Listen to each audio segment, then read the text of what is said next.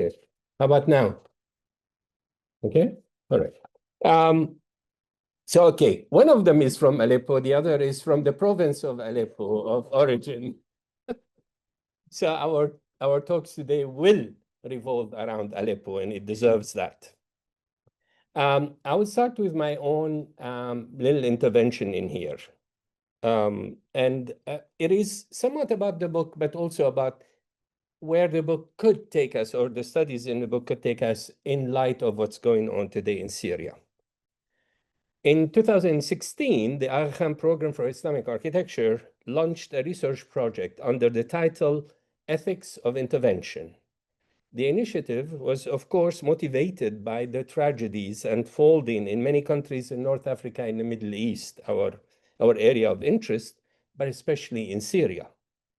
Numerous international relief organizations, governments, philanthropic foundations, and academic institutions had already established programs to deal with the various aspects of reconstruction and heritage preservation in Syria, even before the civil war winded down, or its thorny causes and results addressed. Our aim was not to compete with these reconstruction efforts. Instead, we sought to develop a theoretically robust and historically informed discussion that emphasizes the need to ground the aims of heritage conservation and reconstruction in an ethical yet dynamic framework. We wanted to re-inject the humanistic principles of equal rights, inclusiveness, understanding, sensitivity, and empathy into the discourse developing around heritage conservation and reconstruction in places suffering from active armed conflict today. We also strove to chart ways that give priority in decision-making to the real stakeholders, the victims of those conflicts, including the refugees and displaced people. Syria was supposed to be our first test case, and this book, Reconstruction as Violence in Assad's Syria, which came out last September, is the summation of our efforts thus far. The book came out at an auspicious moment, even if fraught with contradictory possibilities. On the 8th of December 2024, Syria finally emerged from more than half a century of the Assad's rule. The country was devastated, hundreds of thousands killed, millions displaced, infrastructure in ruins, economy hollowed out, and both urban and rural fabrics shattered. International estimate placed the cost of rebuilding at around $250 billion, and the number is going up every day, far exceeding the nation's GDP. Since the regime's fall, some 1 to 1.5 million refugees and internally displaced people have returned, often to destroyed homes and barely functioning towns. Millions more are waiting to return. Donors are cautiously re-engaging. The European Union has begun easing sanctions and reprogramming aid towards recovery, with several states pledging funds for infrastructure and essential services. Yet, actual foreign assistance is shrinking, and the UN and NGOs warn of worsening poverty and collapsing health and social and security systems. This is therefore a moment of both hope and danger. The language of reconstruction is everywhere, but the ethical and political ground on which it stands remains fragile. Destruction in Syria has deep historical roots as a form of state building. Modern Syria was born from the post-World War I dismemberment of the Ottoman Arab provinces. The French and British carved out a smaller Syria from the larger Bilad al-Sham, cleaving off Lebanon, Palestine, Jordan, and parts of southern Turkey. From independence in 1946 until the Ba'ath coup of 1963 and Hafez al-Assad's corrective movement in 1970, political life was unstable. Frequent Military coups, foreign interventions, wars, and dictatorship eroded any coherent civic order. Hafiz al-Assad institutionalized authoritarianism, constructing a large security apparatus, overlapping intelligence agencies, and a cult of personality. Law was subordinated to emergency decrees and rules of exception. The Hama massacre of 1982 stands as the most visible expression of destruction as governance.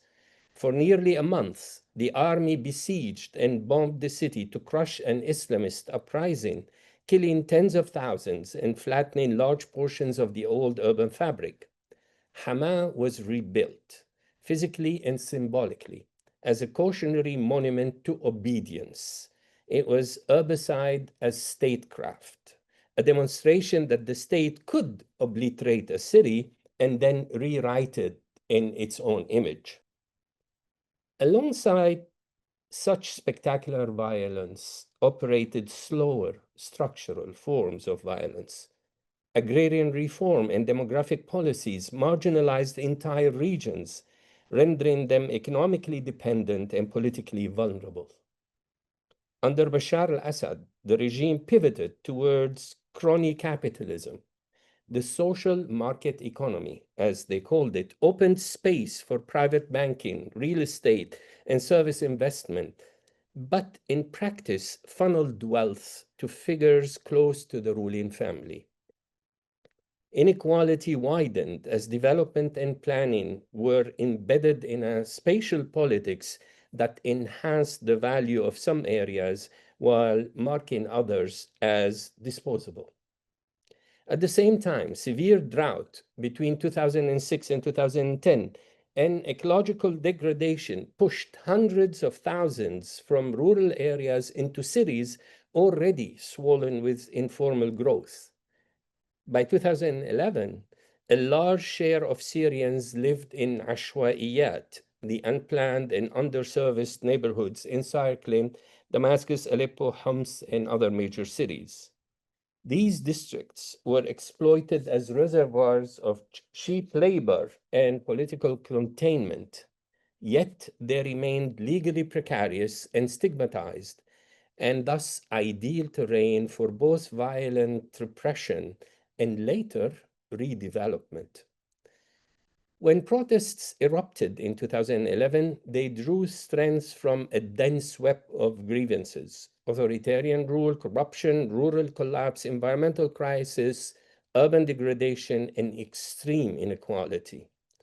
The regime's response, bullet sieges, starvation, barrel bombs, and chemical attacks, unleashed urbicide and domicide on an unprecedented scale. Homs, the old quarters of Aleppo, and the rebellious suburbs of Damascus were systematically pulverized. This was not accidental collateral damage, but a strategy to destroy communities by erasing the urban existence. Simultaneously, the regime created a legal and planning framework that converted Reconstruction into another instrument of violence. Decree 66 in 2012 and Law 10 in 2018 granted sweeping powers to expropriate and redevelop areas labeled informal or unsafe, often without safeguards for displaced owners. Projects such as Marotta City and Basilia City, named after Basil al-Assad, the martyr of the Assad family in Damascus, became emblematic. Mega developments on expropriated land replaced dense working-class neighborhoods with luxury towers, malls, and office complexes. Former residents received shares of dubious value, vague promises of alternative housing, or nothing at all. Similar schemes emerged in Homs, where clear districts were earmarked for redevelopment tied to demographic engineering. This was lawfare, the use of legal instruments and planning codes to cement the results of military violence. Forced evacuations, property seizures, and population swaps fed into a program to create more homogeneous territory, as Bashar himself once boasted. Reconstruction thus became a continuation of war by other means, through architecture, law, and capital rather than artillery.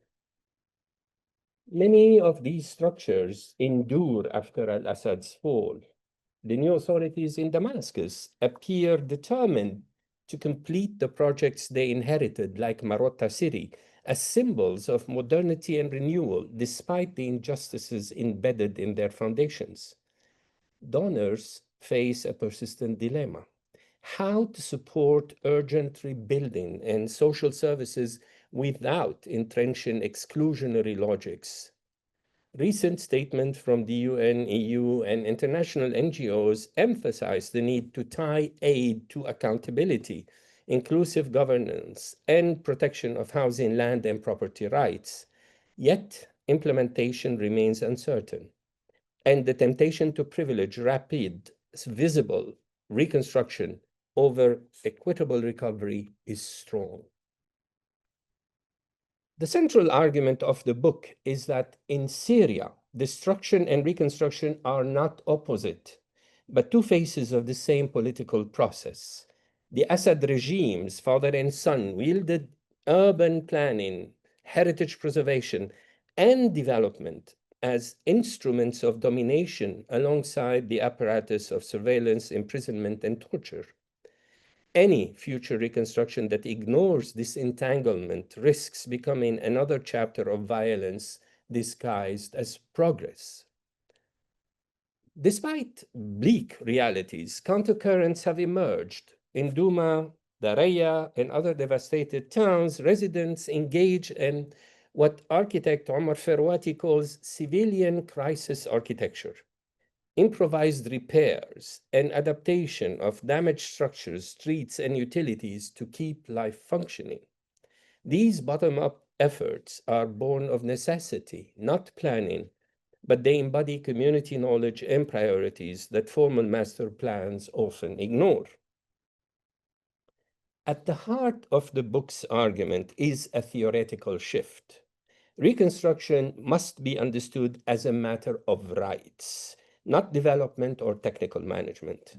Drawing on Henri Lefebvre's notion of the right to the city, expanded by David Harvey, Edward Soya, and Lorena Zarate, the book proposes a cluster of rights essential to Syria's recovery: the right to return, the right to decent housing and services, the right to spatial justice, and the right to participate in decision-making.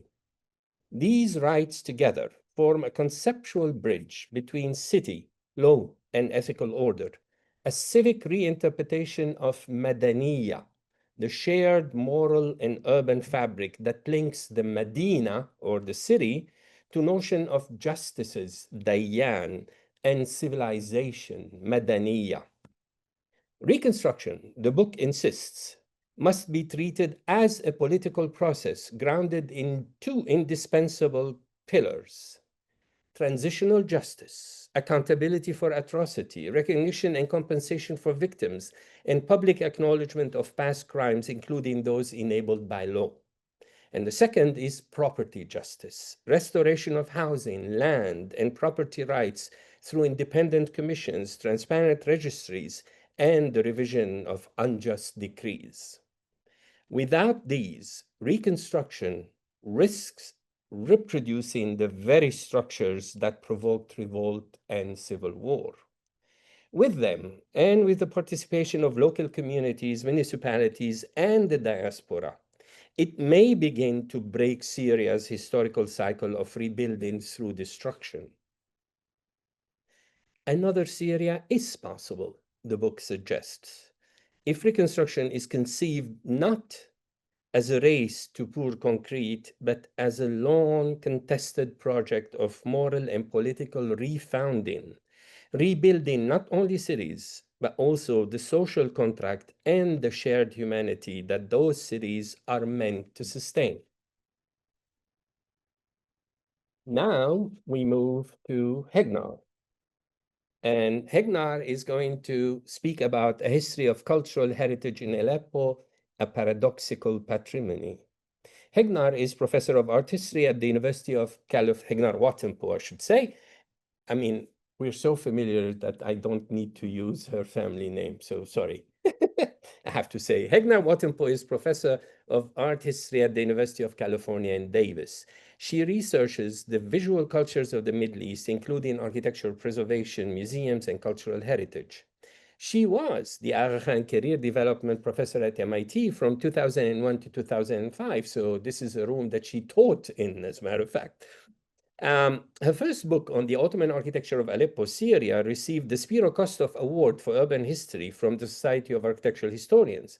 Her second book, The Missing Pages, The Modern Life of a Medieval Manuscript from Genocide to Justice, published by Stanford University Press in 2019, is the only book to win awards from both the Society for Armenian Studies and the Ottoman and Turkish Studies Association. I don't know if you notice the paradox in here. The book also won the gold medal in world history from the Independent Publisher Book Awards, and it was shortlisted for the William Saroyan International Prize for Writing in Nonfiction. She is a fellow of the Guggenheim Foundation as well as National Endowment for the Humanities Public Scholar. She has served on the board of the Syrian Studies Association and is the president of the Armenian Research Institute of the South Caucasus. What did I say? I see Armenian everywhere.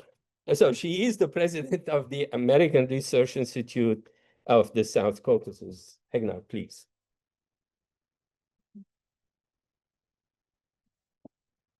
Thank you. I'm delighted to be here. Thank you so much for inviting me. And I'm so happy this book is out. And I am so happy that this book is out in the world at a time when Syria is in a very different place than when we had our original conference in 2019. Okay. Indulge me for just 1 second. In the hot, dusty summer of 1995, I visited Aleppo for the first time to begin fieldwork on the city's rich architectural history. And I realized that this was 30 years ago, but it doesn't feel that long ago. After its historic core was inscribed on the UNESCO World Heritage List in 1986, Aleppo integrated the international cultural heritage industry, becoming a laboratory for preservation projects. Aleppo's multi-layered heritage is a site of contest between the powerful and the less powerful, the state and local social groups. During the Syrian conflict, the city of Aleppo itself turned into a battleground. The photographs of the shattered monuments signify more than the collapse of old stones, however important they may be architecturally. They are shorthand for the destruction of the infrastructure, the collapse of a vibrant economy, and most important of all, the suffering of hundreds of thousands of Syrians. We are at a watershed moment in the history of Syria, a moment of transition, of tremendous hope and possibility, as well as anxiety. Cultural heritage will no doubt be at the center of how Syrians remake their country. Cultural heritage is always necessarily enmeshed in relationships of power. In any complex society, the image of the past cannot be monolithic. Which version of the past ends up being enshrined in official history is always a matter of negotiation and contestation. As Lynn Meskel stated, quote, "The creation of heritage is also the creation of heritage conflict," unquote. The actors involved are the diverse local urban factions, the state, as well as international organizations. Institutional and state actors are able to preserve their traces in archival records, plans, and urban works, durable records of great authority. Throughout its history, Aleppo experienced many episodes of destruction and reconstruction. From the second half of the 19th century, Ottoman officials and local elites initiated urban modernization projects. They created new squares and transportation systems.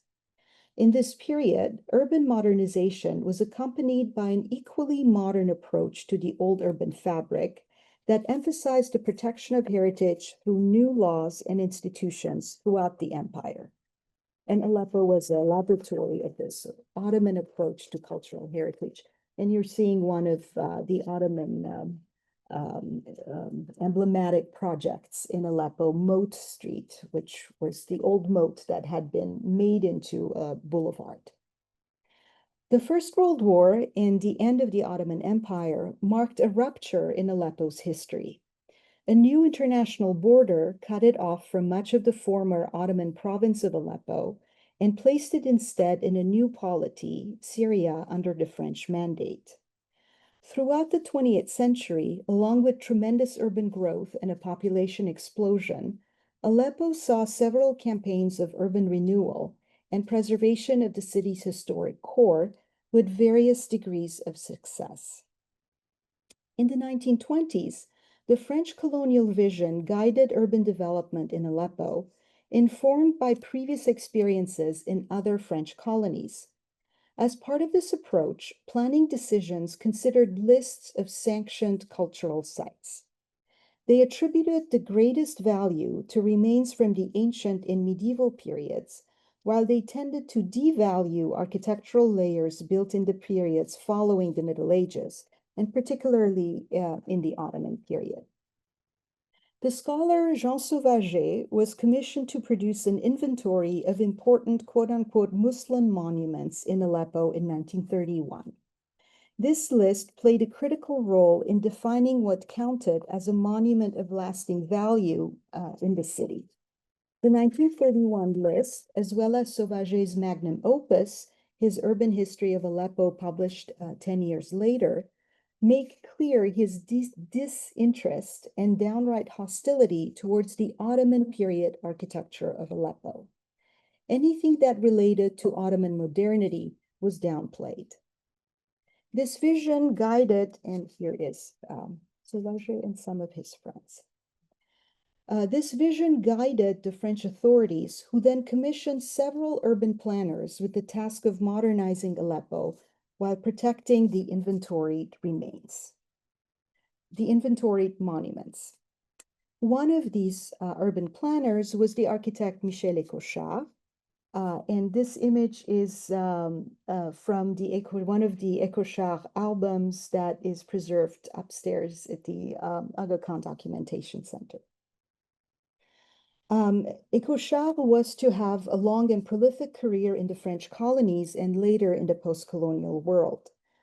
His urban plans proposed some surgical destruction in the old city.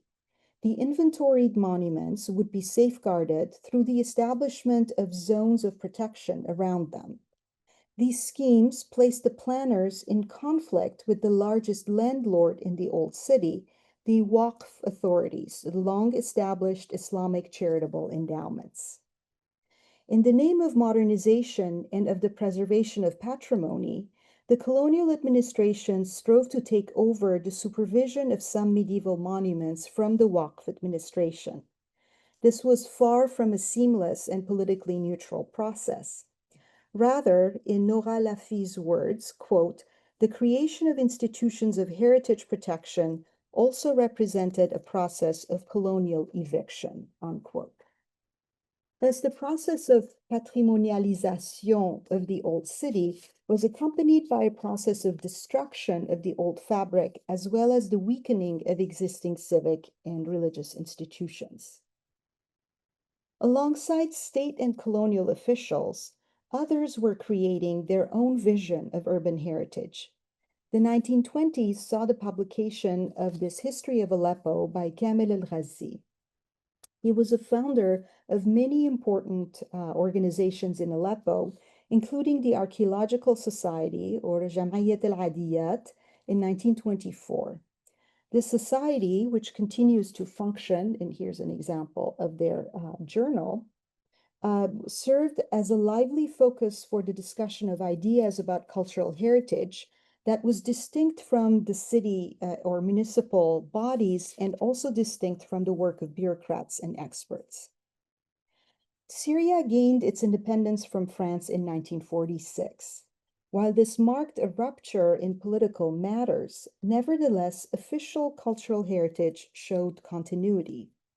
Urban policy also tended towards continuity, even as Aleppo continued to experience major growth and demographic change.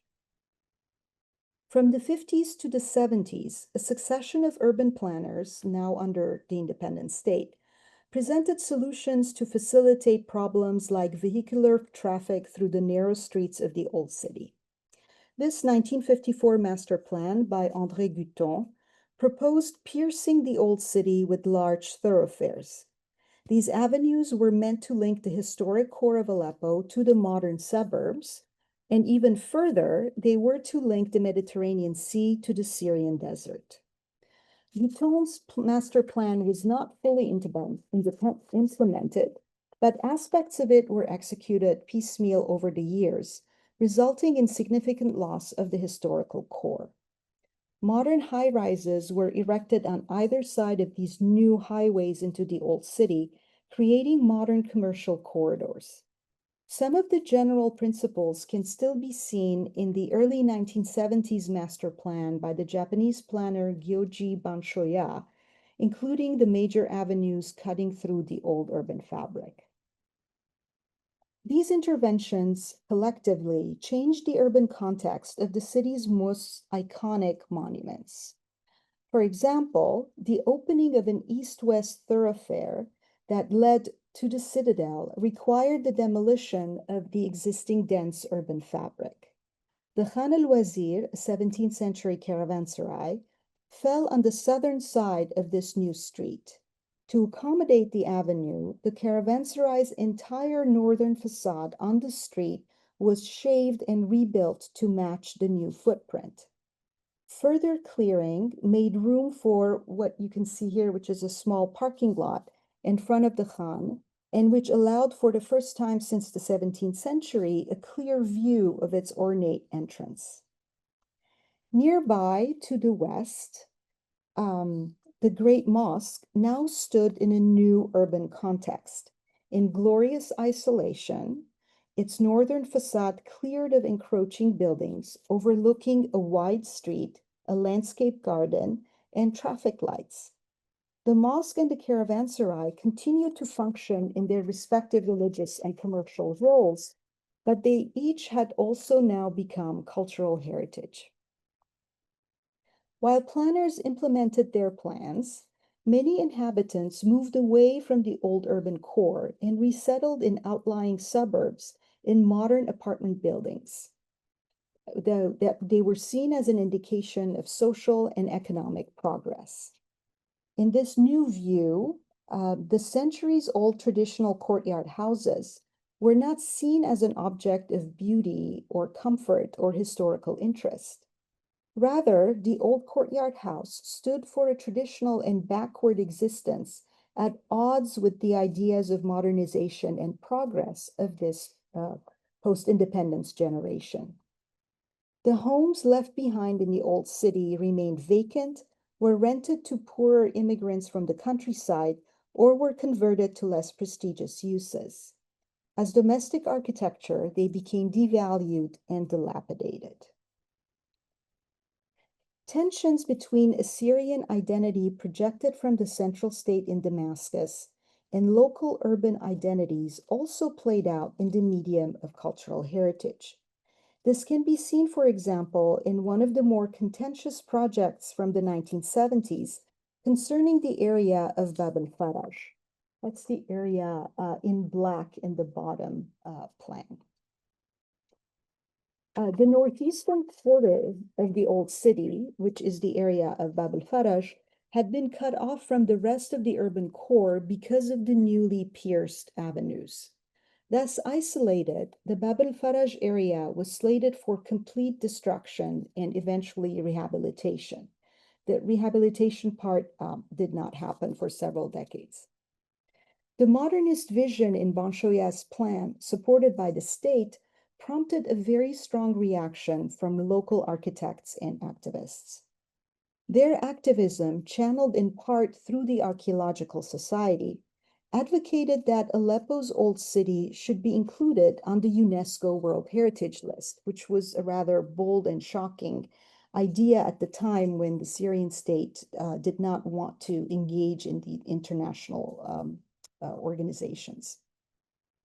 This entailed a process of negotiation among power brokers between power brokers within Aleppo, as well as between Aleppo and the central government in Damascus, that unfolded against the backdrop of the Islamist uprising in the early 1980s. This underlined in turn the highly political dimension of cultural heritage. The inscription of the Old City of Aleppo on the UNESCO World Heritage List in 1986 had an immediate impact in halting the aggressive demolitions. While city officials had previously worked to update an aging urban environment for contemporary economic uses, they now had to protect and preserve the same environment as patrimony, as an object of cultural value. In other words, the Syrian state went from being the instigator of the destruction of the old city in the name of modernization to becoming the preserver of the old city in the name of heritage. Recent studies have rightfully critiqued the conception and implementation of World Heritage and the UNESCO World Heritage List in particular. I do not present the listing of Aleppo on the World Heritage List as an unambiguous good. Nevertheless, it did signal a change in state policy towards the old city. As a result, international organizations for development and cultural heritage were able to operate in Aleppo. The local Directorate of Religious Endowments, the ARCE, focused on the restoration of religious structures under their jurisdiction. International organizations included the German Technical Cooperation Corporation, known as GTZ, which initiated a program to improve infrastructure in select parts of the city, as well as offering loans and architectural expertise to inhabitants to help them repair the historic structures in which they lived and worked. Their approach encouraged the participation of citizens, especially low-income citizens. Beginning in 1999, the Historic City Support Program of the Aga Khan Trust for Culture restored the citadel of Aleppo as part of a broader effort to rehabilitate several historic castles throughout Syria. Each of these organizations, and there are also a few others, promoted slightly different priorities and preservation philosophies. Nevertheless, until the onset of the Syrian conflict, Aleppo was widely praised as a model of thoughtful preservation and hopeful urban renewal.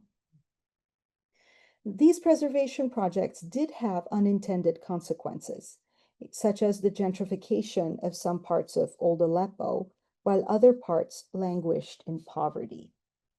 So this is another example of, I believe, now destroyed area in front of the citadel sponsored by the Aga Khan program. Not the Aga Khan program, the Aga Khan Historic City Support Program. So gentrification. The real estate market for courtyard houses heated up in the early 1990s.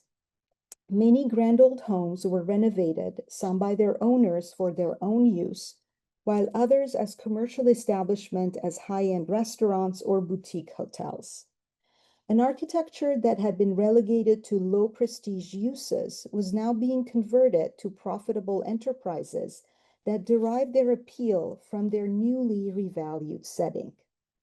The Judaidah neighborhood in particular, which is where this house is, became a favorite destination for fashionable Syrians and tourists alike. This interest in traditional architecture imbued many aspects of Syrian public culture beyond the realm of urban planners, architectural offices, or government bureaus.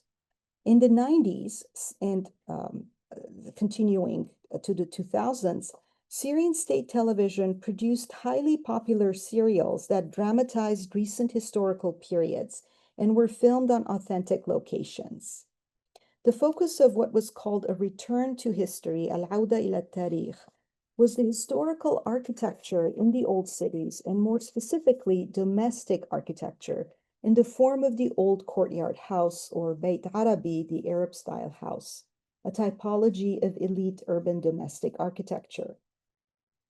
A popular television series like Bab al-Hara, that was set in a traditional Damascus neighborhood, purported to represent a time when things were better and where society was in good order, often reflected in highly traditional gender roles.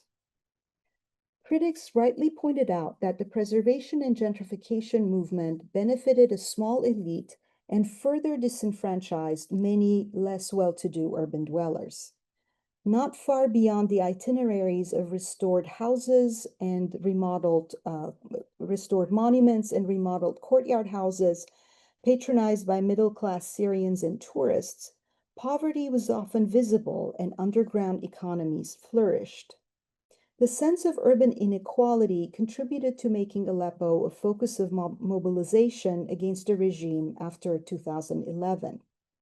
The brutal suppression by the regime set in motion a protracted conflict. The work of planners constitutes official heritage, supported by state and municipal institutions, represented in plans that take a hegemonic view of the city from above. By contrast, everyday heritage is the lived practices of communities on the ground, their uses of the city, and their spatial narratives. And I know that you recently had a whole symposium dedicated to grassroots heritage. Each of these ways of making heritage is necessarily embedded in differentiated webs of power, wealth, and access. Critically, local voices on heritage are not monolithic, but rather multiple and often competitive. For every memory, there is a counter-memory.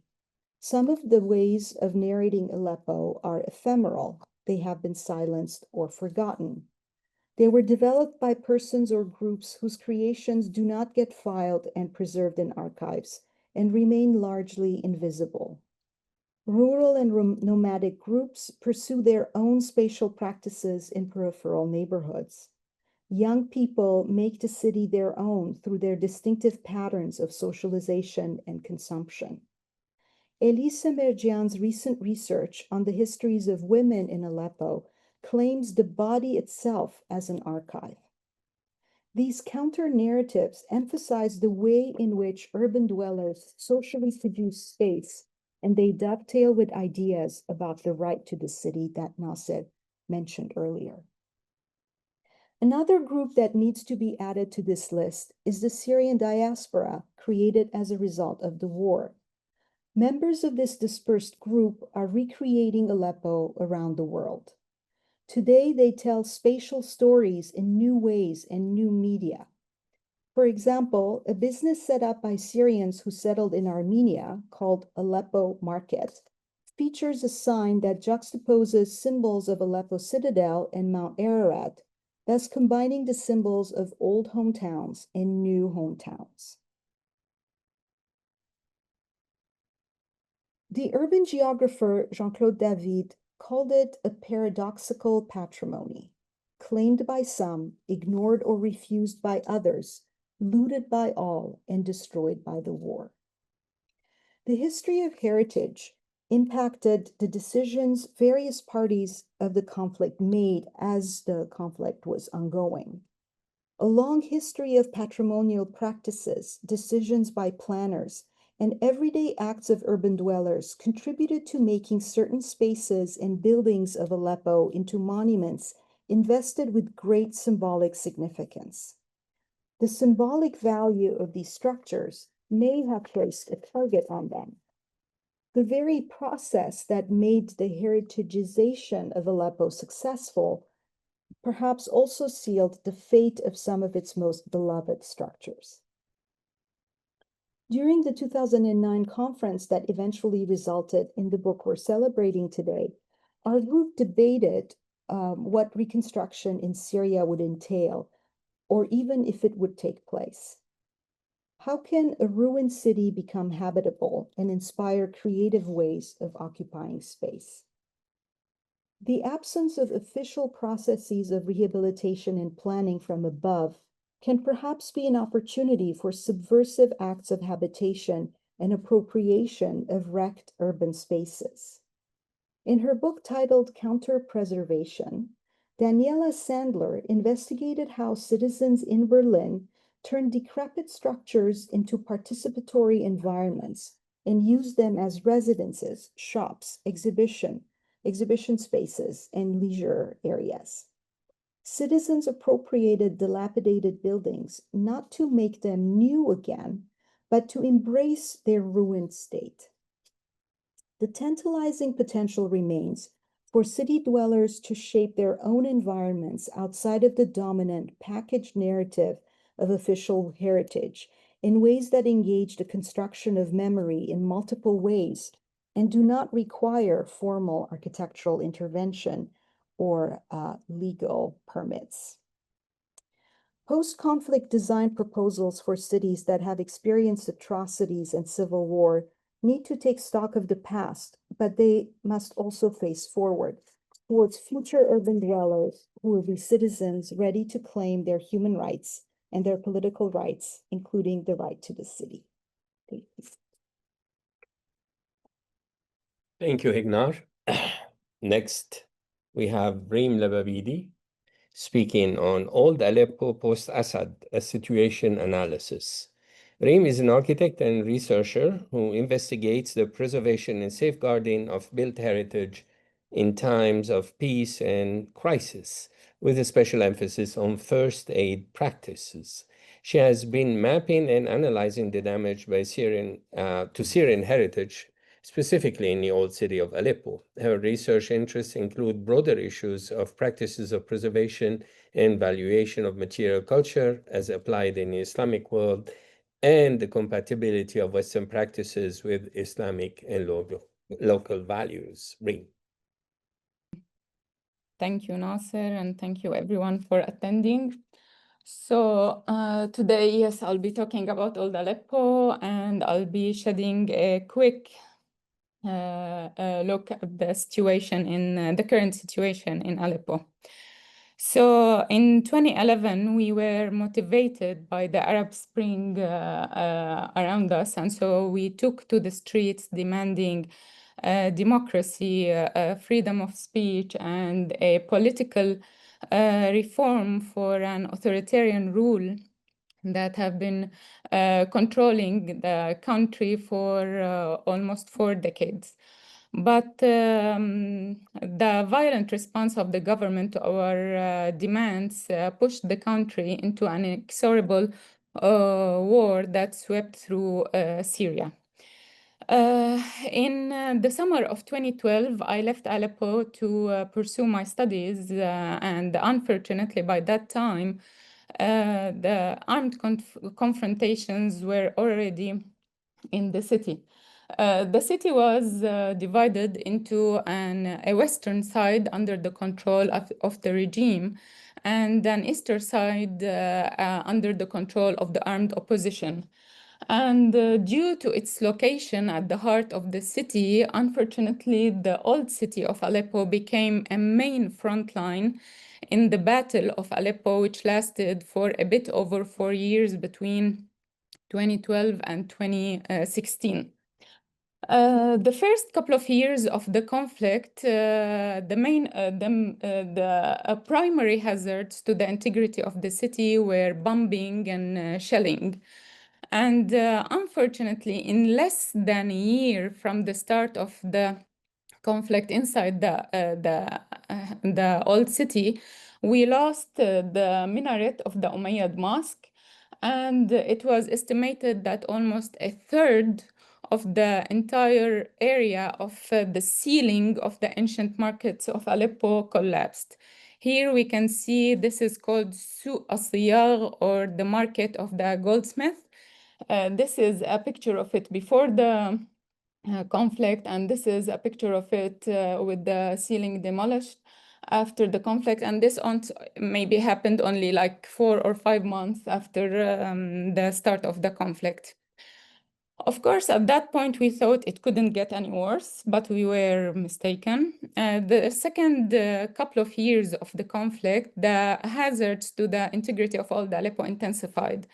So the government embarked on using barrel bombs, which were barrels filled with large amounts of explosives and tiny harmful materials that caused way more damage than artillery or other types of airstrikes would cause.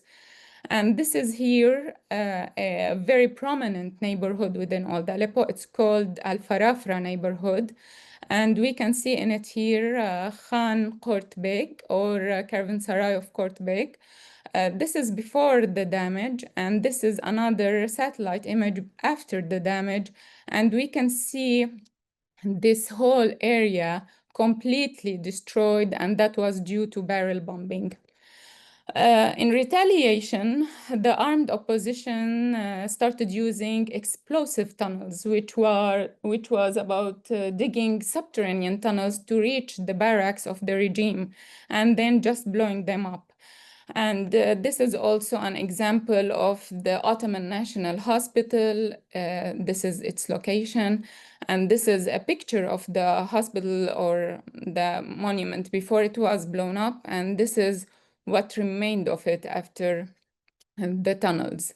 These two methods together caused the loss of several key aspects, key assets within the old city of Aleppo. By the 2016, the Syrian regime imposed a siege on the old city of Aleppo and the eastern side of Aleppo. Medical supplies, food, baby formula, everything that is important for the survival of human beings was cut off from entering these areas. And as a result, the armed opposition surrendered, and they were evicted in December 2016 out of the city, along with 40,000 people of the civilians of these parts of the city.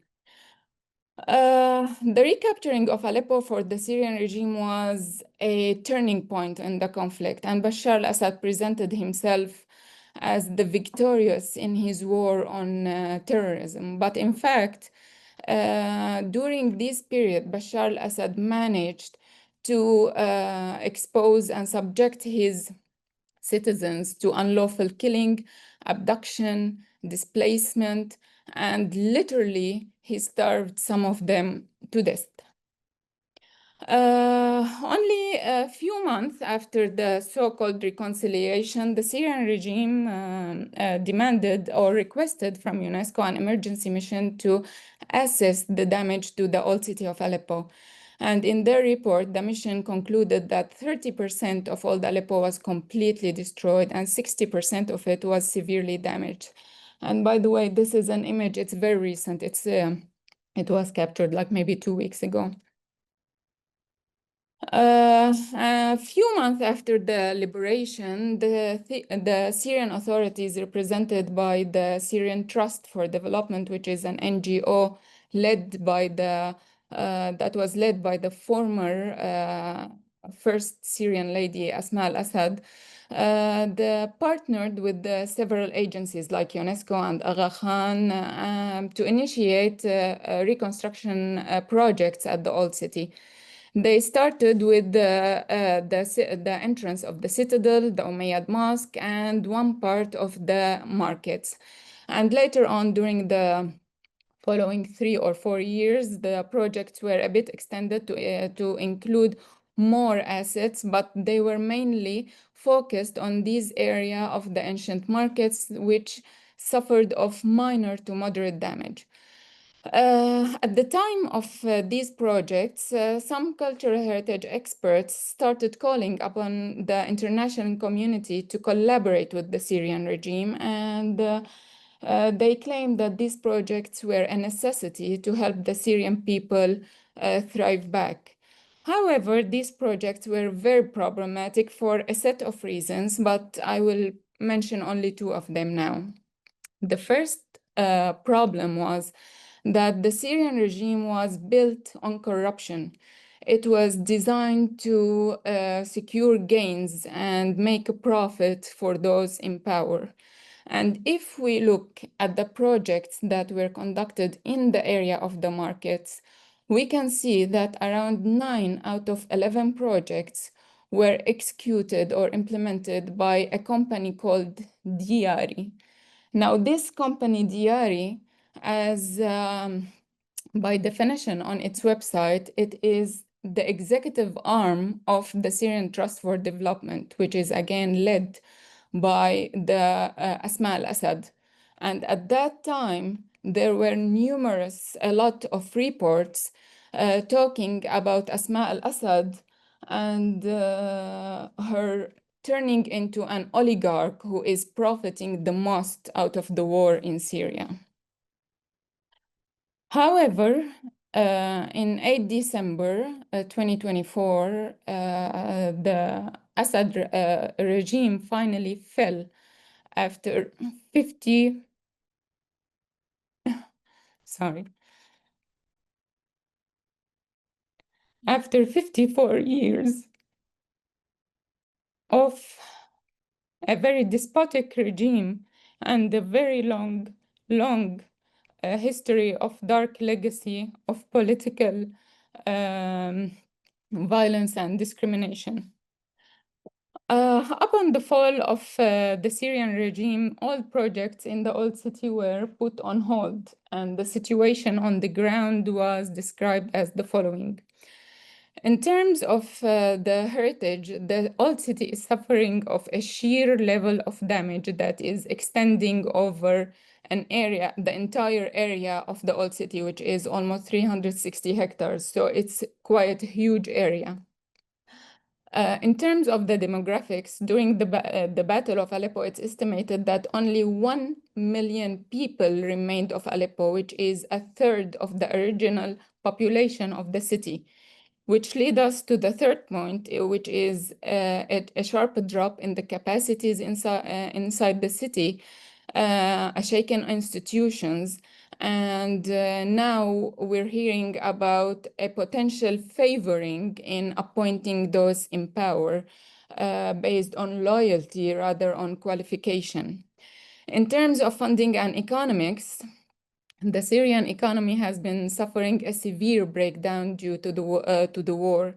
And the US or the Western sanctions imposed on the regime are really preventing the donors from contributing to the reconstruction process, which is making it even harder.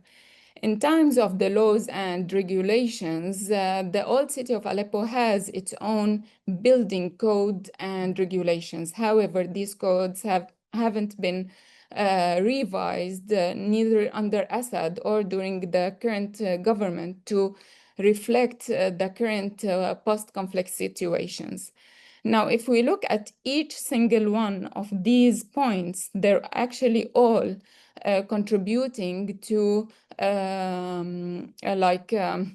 exacerbating the damage to old Aleppo and hindering all the potential efforts for a healthy recovery and adequate response to the old city. However, like Nasser said, it's a moment of danger and hope. And hopefully we have strong points that are giving us opportunities for the future. In terms of the heritage, we have a very, very strong cultural identity in old Aleppo. And throughout the projects that have been implemented in the old city, there has been a comprehensive documentation for its assets. So hopefully with these two aspects, we can foster a healthy recovery for the city. In terms of the demographics, we have a very young and diverse population, and we have a great spectrum of professionals and expertise in engineers and cultural heritage specialists and historians in the country and outside who are willing to contribute and help the recovery of the old city. In terms of the fundings, we have a long list of prospect donors, and we have like whether individuals of the people in diaspora or of the governments that are willing to contribute as soon as the sanctions are lifted. And actually, in terms of the sanction, people are working on it. And hopefully, there are talks about lifting the sanctions before the end of the year. And just to talk about the contribution of the local community, I was just telling Nasser about this, that now there is a campaign to raise for fundraising for Aleppo on the 29th of this month. And the Aleppian population in the US is working on raising, on fundraising. And so far, they managed to collect 1.5 million. So we're very eager to participate, and the capacities on the ground are really working hard. We have associations like SUR, like the Syrian Association for Preservation of Archaeology and Heritage. They're really working hard on the ground and trying to support the government institutions.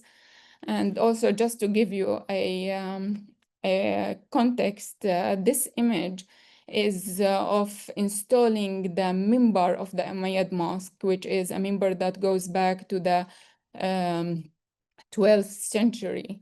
At the start of the war, the Syrian Association for Heritage and for Archaeology and Heritage, they dismantled the mimbar and hid it. It was hidden for almost 13 years, and we thought that it was lost.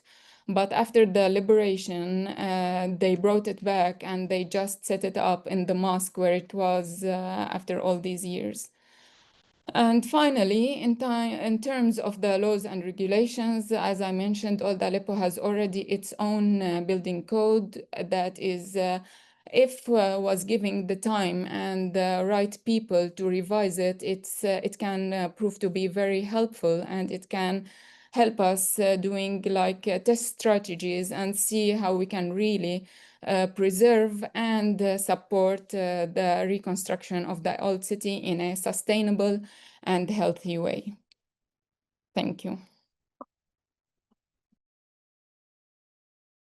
Then we'll go to the people asking questions later. I wanted to highlight something Deen said, which I think is very important, also in light of the symposium you had at the ARCCROM program about grassroots heritage, which was the group that managed to hide the minbar, and then at the right time were able to bring it back.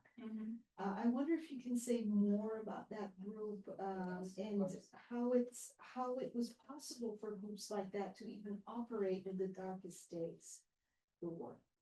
I mean, I can't claim to be very, like I wasn't part of the group, but I was following their work. They were just very brave. That's it. When when the tanks of the regime started going around the citadel and the shop owners just closed their shops, there was fear, like it was clear that things are going to the worse. And so just a group of architects and students of archaeology, they just went by themselves, and they did safeguarding for several elements. So it was the member of the Umayyad Mosque, it was a mihrab at Madrasa al-Halawiya, which is also from the Zangid era. And they also managed to also protect a like a solar clock or watch in the yard of the Umayyad Mosque, and they just did it on their just took the risk, you know. And for the member of the Umayyad Mosque, it was really astonishing for me that they managed to keep it and safeguard it for all of these years.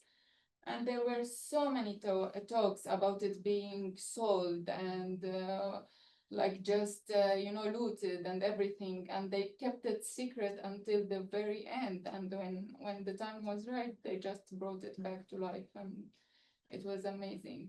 And can I add one point to my presentation that I forgot mentioning? An annex. So one of the problematic points about the reconstruction was that it was feared that the reconstruction was meant at really punishing the population. So when the population, a part of it, was evicted out of the city, there were no clear plans for their houses, for their streets.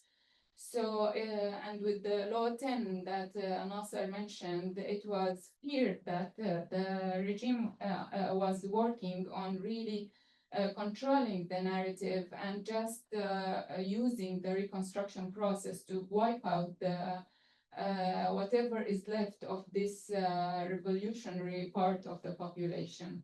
So I don't know how I forgot to mention that, but I think it's very important. I want to add a historic vignette for those of you who don't know it about that mihrab in Aleppo, because if that mihrab in Aleppo were to be lost, it would have been a major tragedy, because that mihrab is the replica of a mihrab that was burnt down by a fanatic in Israeli-occupied East Jerusalem in 1969, which was donated by the same king, Nuruddin, who was the ruler of Syria during the Counter Crusade. And he built that mihrab to be sent to the Aqsa Mosque when he was planning to take it over. And it was Salah ad-Din that took Jerusalem in 1187 and transported that mihrab to Jerusalem and made another one for Aleppo. Maybe the other one was made at the same before. I think they were at the same time. Yeah. So at least we still have one, because the one in Jerusalem was burned down in 1969. Anyone?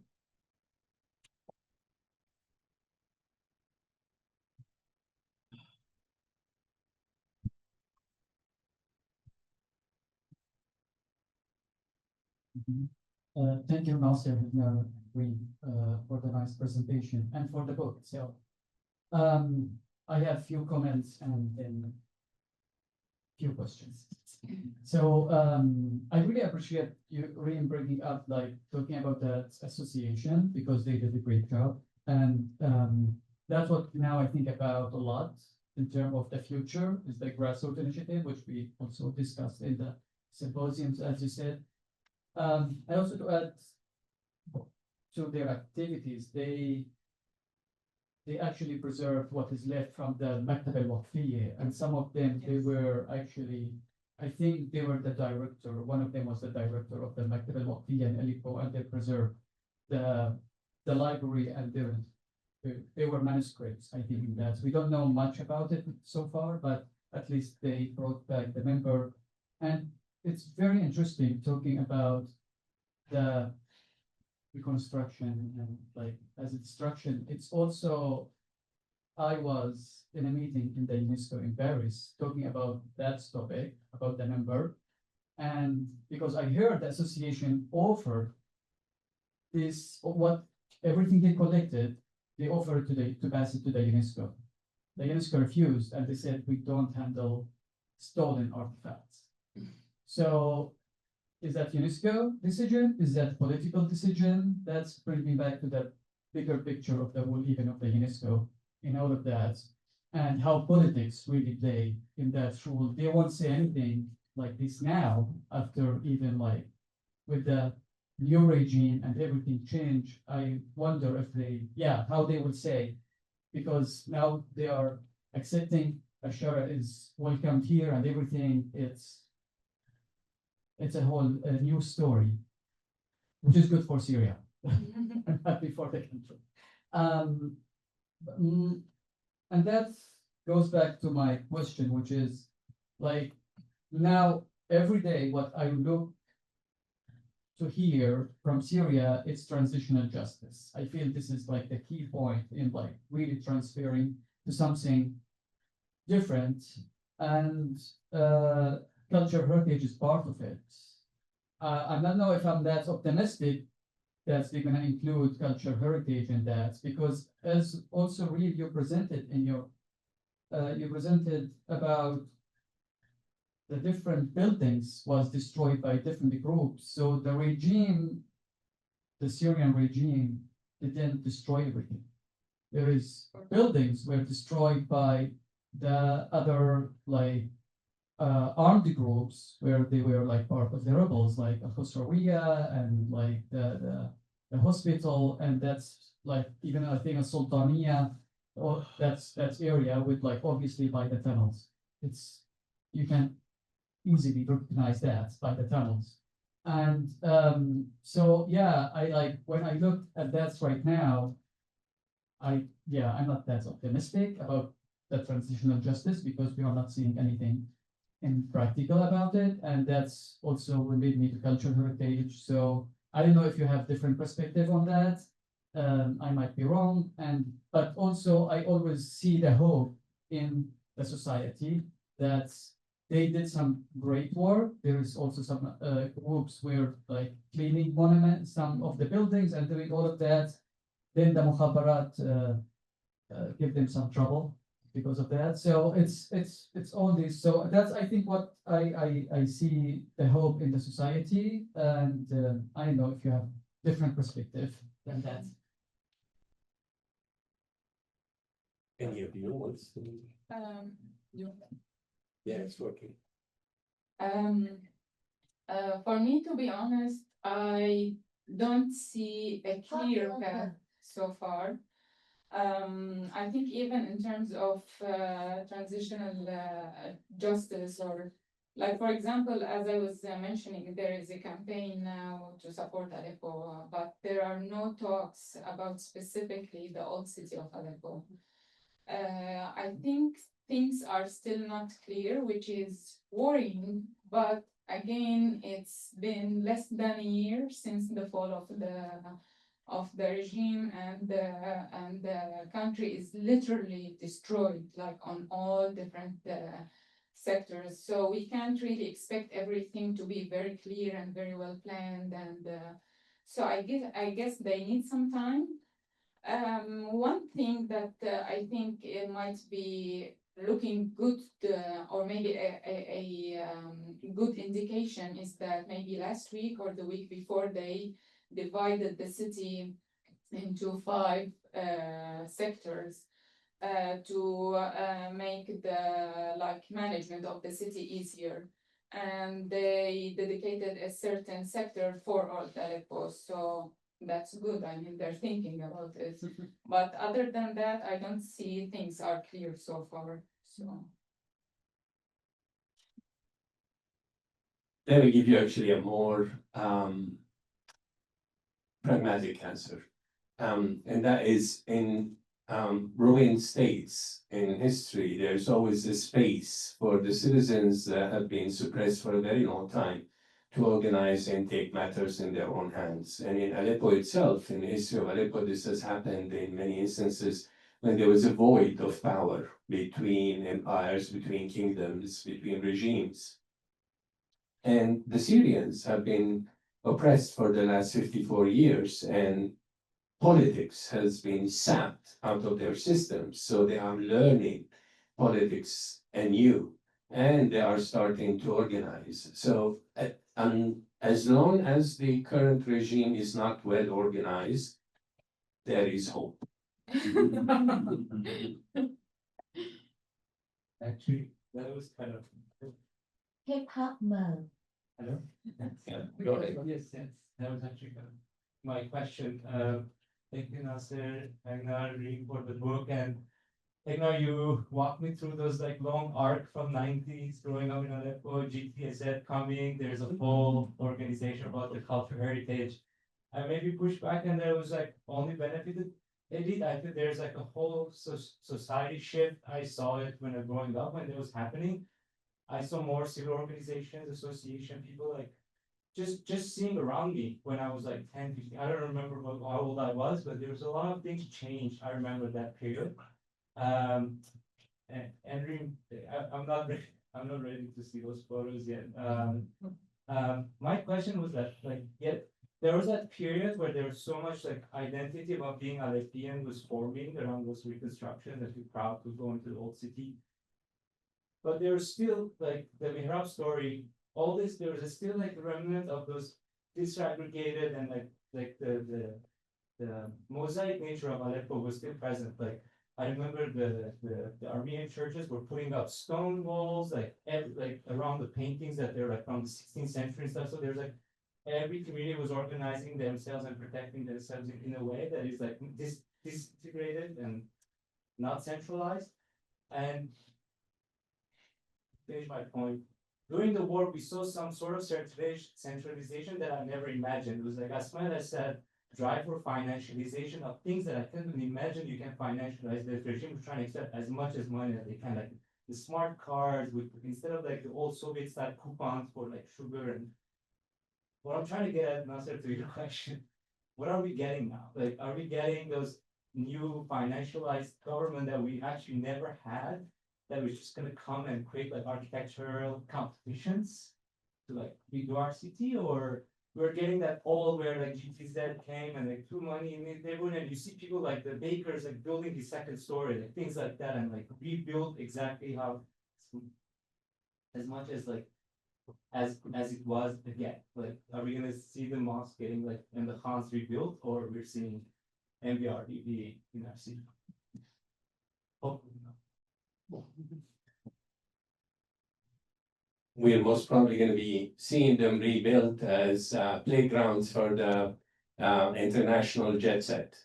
I mean, there was such a tendency before the war anyway. Many of the houses that were turned into boutique hotel in the old city of Aleppo were beyond the reach of most Aleppine or most Syrians for that matter. So they depended on their survival on a clientele that comes from elsewhere. But you're absolutely right, and you spoke about financializing. And this is a country that has remained for the last 50 years outside of the financial system of the world by design. And now it is being dragged into the financial system of the world, and Syria is not ready. The banking system in Syria is totally ignorant about the credit schemes of the world. They don't know how to handle it. And the people in Syria don't have credit cards. They have never had credit cards. They have no idea about how to dealing with credit. So yes, there is that danger. And I'll go back to my earlier answer, which is as long as the regime is still experimenting and is still chaotic and undecided, there is hope for civic society. But for people who are interested in transitional justice, that is a delayed project at this stage, simply because it requires way more organization that is available for the current regime or for their backers.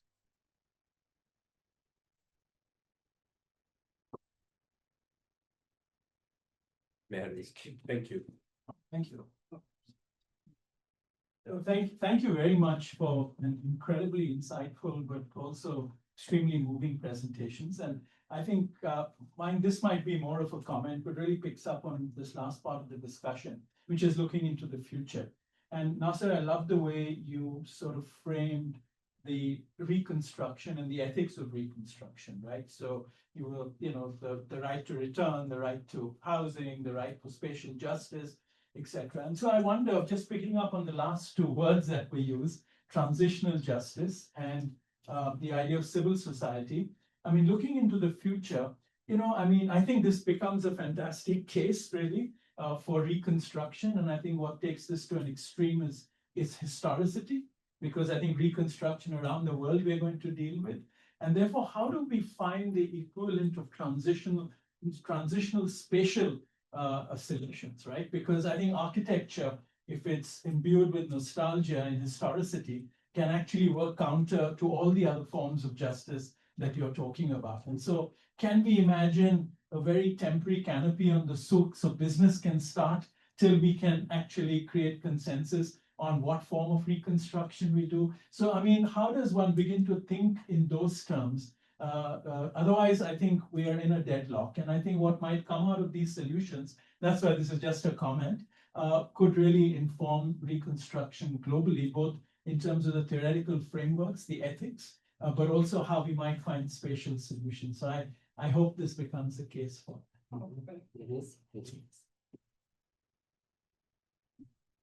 Yeah, I mean, as you were speaking, I was remembering Gaza. I'm thinking to myself that reconstruction in Gaza is going to have to do what you are talking about, which is appropriating the space before any international organization comes in and puts their hands there with whatever, let's see, big plans they have. Because otherwise, the spaces are going to be lost. And perhaps actually the same thing could be done in Aleppo, even though the difference, of course, is that there is a state in Syria, and that state is going to get into international entanglement, whereas in Gaza, things are still freer, to go back to my notion of chaos and of the civil society forming in those spaces of irregularity. No, I just sort of remembered Nasser, at one point I consulted Nasser as I was requested to do an Aga Khan studio when that first phase of reconstruction was happening, and you warned me for the right reasons not to do it, and I can see why. And I think this is a great opportunity even for the academy now to begin to think about how we might find these solutions. We're not going to continue talking about that, but I understood where you're heading there. Thank you so much for these three very insightful and moving talks. I just want to ask a question about statutory frameworks of urban planning. Like you mentioned Decree 66, Law 10, which sort of tells us that all of this violence is executed by law and not against it. And therefore, a state that has stood for half a century, where destruction is statecraft, will need undoing of all of that. So are there those statutory urban planning legal reforms on the horizon? Is there movement there? Are there legal scholars of urban planning that are organizing and doing something? I don't know if you can answer. I mean, I don't really know if there will be, if these like for example Law 10, will it be considered still effective? I'm not really sure. Maybe Nasser, do you know more about it? So there are a few institutions that are working on those fronts, on legal framing of processes of justice, reconstruction, whatever it is that needs to be done in Syria. And the one that I know about and appreciate their work is called ARI, the Arab Reform Initiative, and they are based in Paris. They're funded by the French government, and they have it's a pan-Arab organization that they have a bunch of Syrian legal experts working on these issues and publishing reports, free available reports. I download them all the time.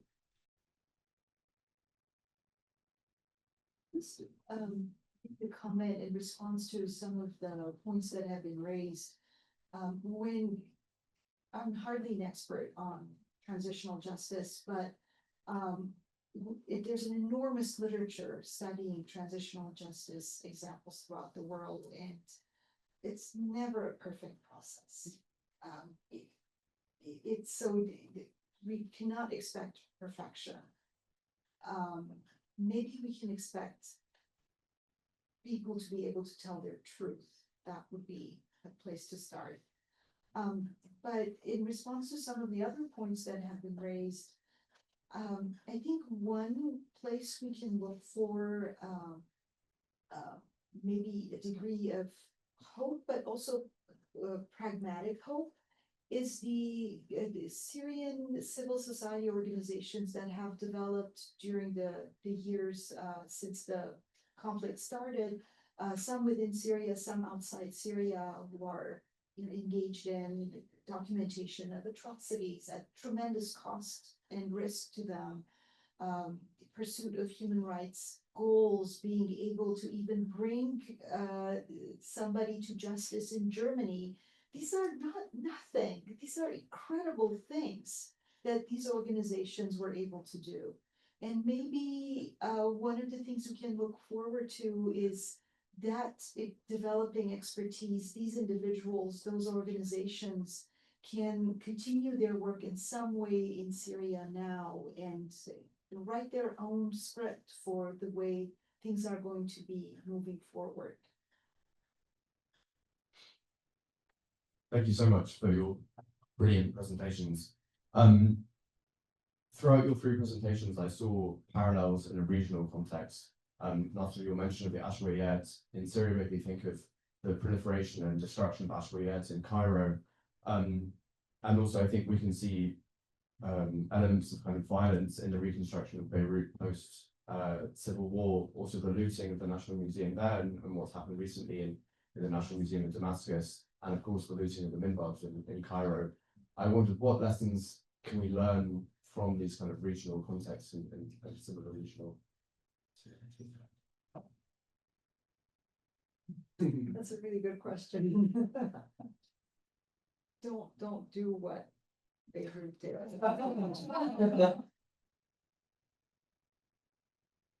Again, I mean, look at the political systems. So in Lebanon, you have the neoliberal system of balances between various sects, and therefore you have a lot of space in between. And I would actually even venture in saying that the relative freedom of Lebanon is a result of the chaotic political system that dominated the country in the last 50, 60, 70 years. And the prosperity is also the result of a neoliberal system that has managed to invest back in Lebanon until it ceased doing that and stole all the money and took it outside of the country. So Solidaire is, the successes and the failures of Solidaire are a reflection of that political system. Whereas in Egypt, what you have is an extremely strong military regime that is controlling all aspects of life and dictating what the country is going to be and where it is going to go. So there's a fundamental difference between the two. It still is a governmental project in Egypt, even though you have all sorts of investors that are coming from under the carpets and they are the beneficiaries. That's very similar to the crony capitalism of Assad Syria. Whereas in Lebanon, the crony capitalism is divided between the different sects. So every Zaim has his own cronies around him that are benefiting from whatever he manages to pull into his region or into his area from the public money. I think Syria is neither nor, even though at this point in time it looks like it has aspects of both. You do have sectarian division in Syria today that are dominant in certain areas. And you do have a regime that is not military, but it has annulled the military and is replacing it by its own personnel who will become the new military. So I don't know if one would expect a combination of these two happening in Syria. But to me, the main point to be aware of is the pull of Syria into the international financial system. This is going to change all the equations in the country.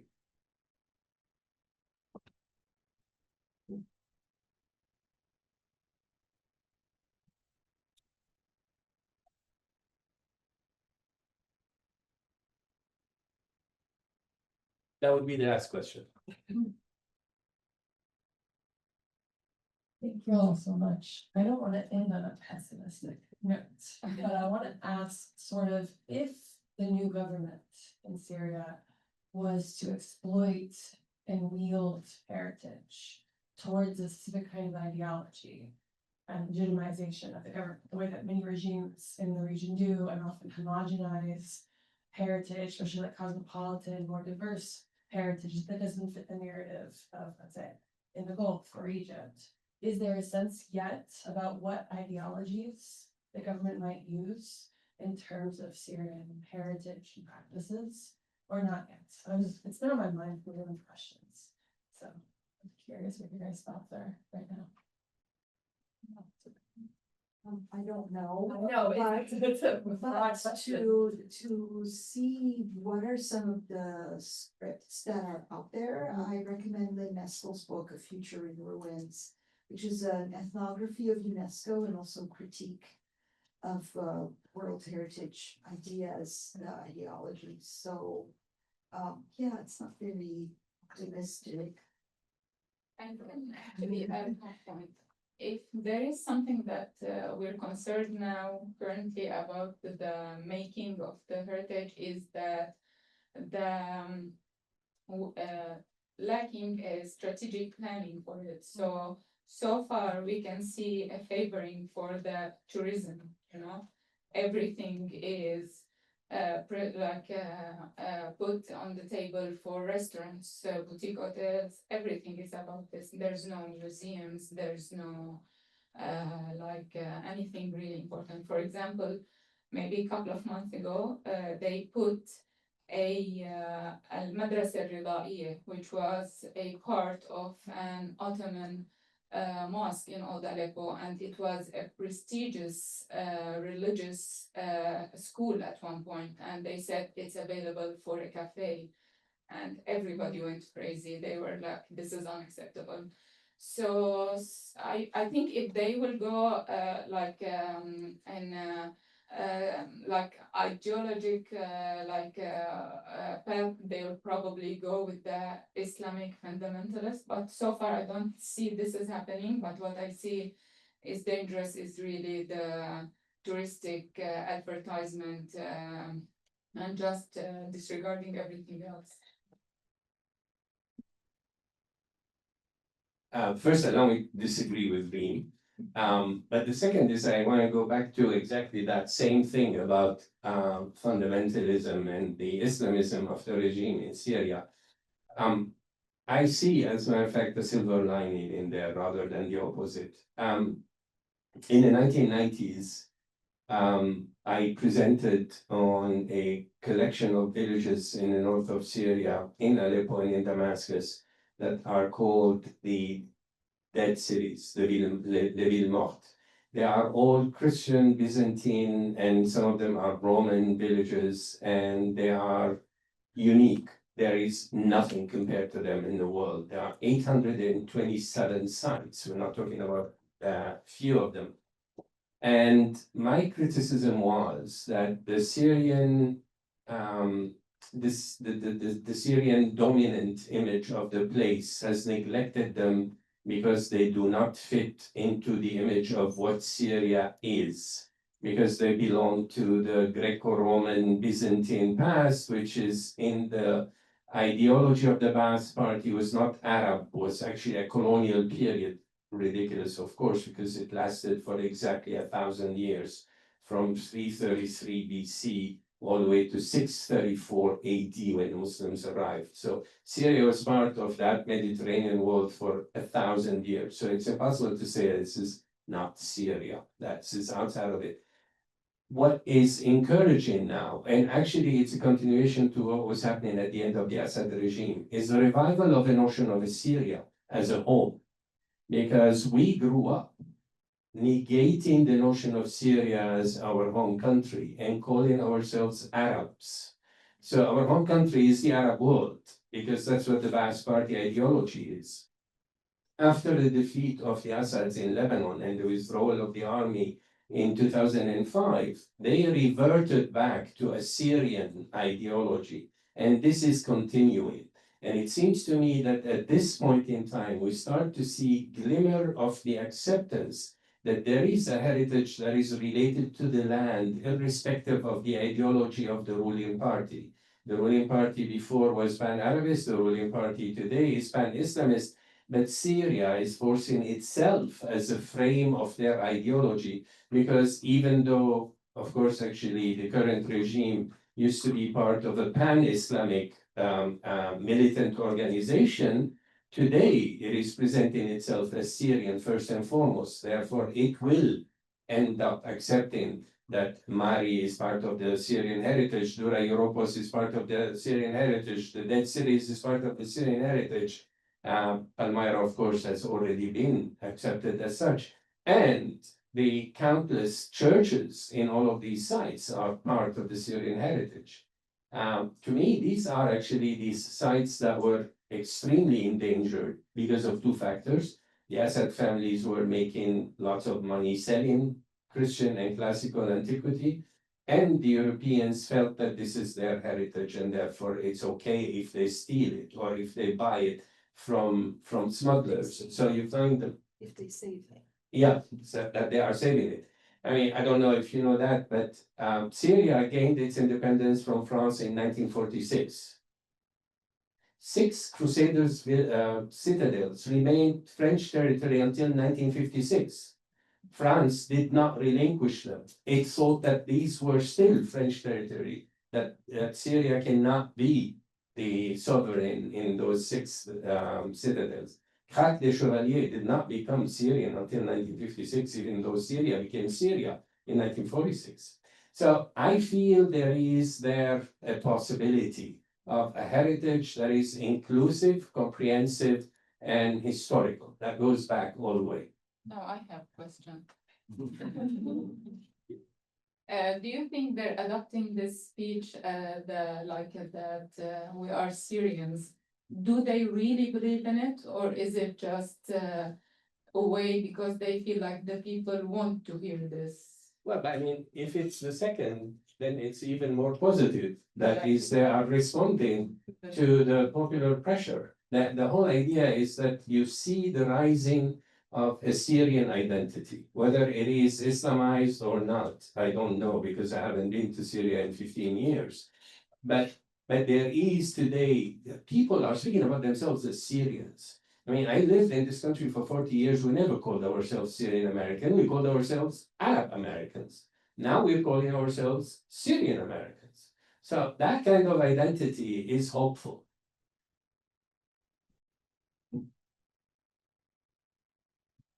Thank you.